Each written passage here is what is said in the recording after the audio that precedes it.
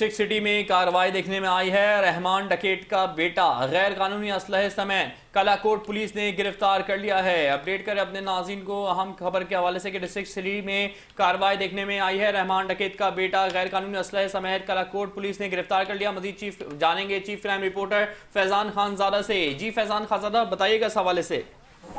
دیکھیں، کراچی کے district city میں پولیس نے کارروائی کرتے ہوئے رحمان ڈکیت کے سگے بیٹے کو غیر قانونی اسلحہ سمیت گرفتار کر لیا ہے۔ تاہم پولیس کے مطابق گرفتار ملزم کی شناخت جبران بن عبد الرحمان کے نام سے ہوئی ہے، جبکہ تھانہ کالاکوٹ کی حدود سے پولیس نے گرفتار کیا ہے۔ ملزم کے قبضے سے اسلحہ بمار راؤنڈ بھی برآمد کر لیے گئے ہیں۔ پولیس کا مزید یہ بھی کہنا ہے کہ ملزم عادی اور پیشہ ور مجرم ہے، جو اس سے قبل بھی مختلف مقامات میں جیل جا چکا ہے۔ ملزم کے خلاف مقدمہ درج کر کے مزید قانونی کارروائی بھی کی جا رہی ہے۔ جی، تفصیلات کے لیے شکریہ فیضان خان زادہ۔